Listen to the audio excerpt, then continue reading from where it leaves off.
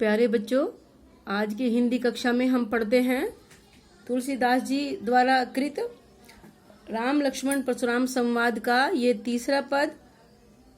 ध्यानपूर्वक समझिएगा। इस पद में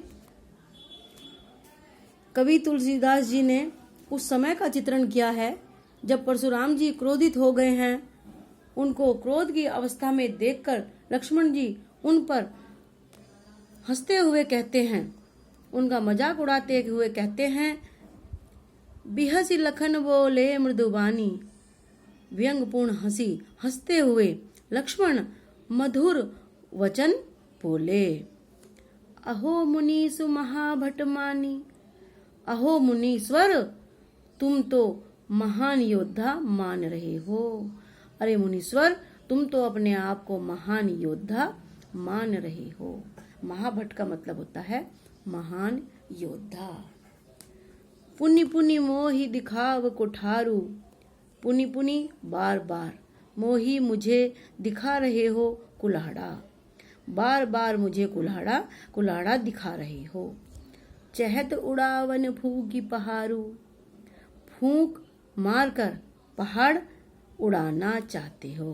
तुम तो फूंक मारकर पहाड़ उड़ाना चाहते हो। यहाँ कुम्बड़ बतिया को नाही। अब लक्ष्मण जी कह रहे हैं कुम्बड़े का फल होता है जो बहुत कमजोर होता है, तो यहाँ लक्ष्मण ने कहा है कि यहाँ कुम्बड़े के फल के समान कमजोर कोई नहीं है। जे तर्जनी देखी मर जाई, जो तर्जनी उंगली, जो तुम्हारी तर्जनी उंगली देख करके मर जाएगा या डर जाएगा। देखी कुठारू सरासन बाना, तुम्हारा कुठारू कुल्हाड़ा, सरासन धनुष और बाण, तुम्हारा कुल्हाड़ा धनुष और बाण देखकर मैं कछु कहा सहित अभिमाना, मैंने अभिमान सहित कुछ कह दिया हो या कुछ कह दिया है।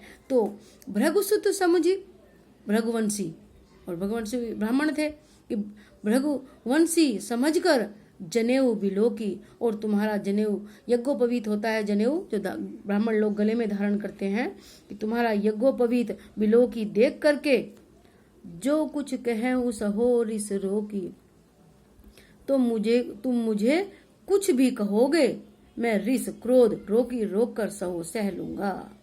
तो मैं क्रोध रोक करके सब सह लूंगा, क्योंकि तुम्हारा धनुष बाण और कुल्हाड़ा देखकर मैंने अभिमान सहित कुछ कह दिया है, पर अब मैं जान गया हूँ तुम रघुवंशी और ब्राह्मण हो। अब तो तुम मुझे कुछ भी कहोगे तो मैं क्रोध रोक कर सुन लूंगा।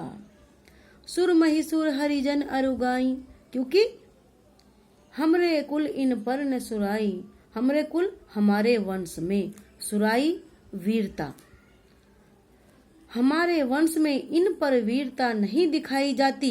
देखिए किन पर, सुर देवता, महिसुर ब्राह्मण, हरिजन हरिभक्त और गायें।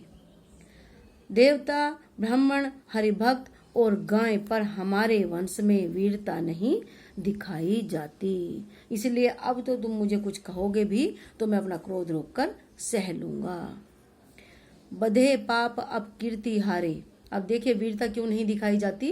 लक्ष्मण जी आगे कहते हैं कि बधे हत्या करने से पाप लगता है, क्योंकि इनकी हत्या करने से पाप लगता है, और अब कीर्ति हारे, और हार जाने से अपयश होता है।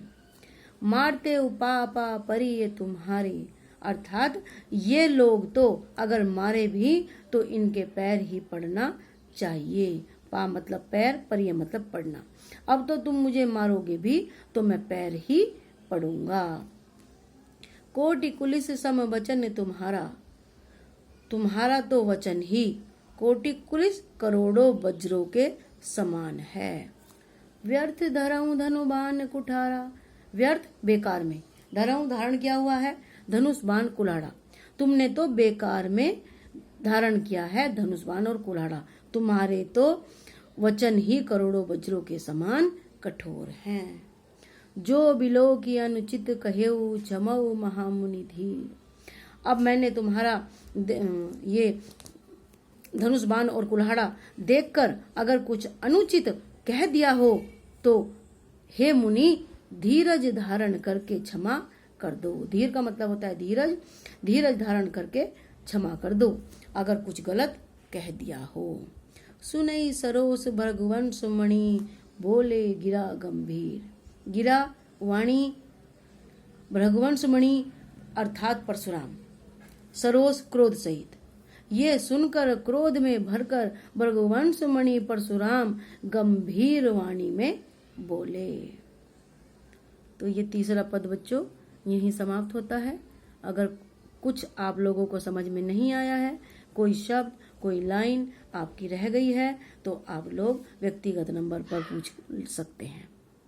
धन्यवाद।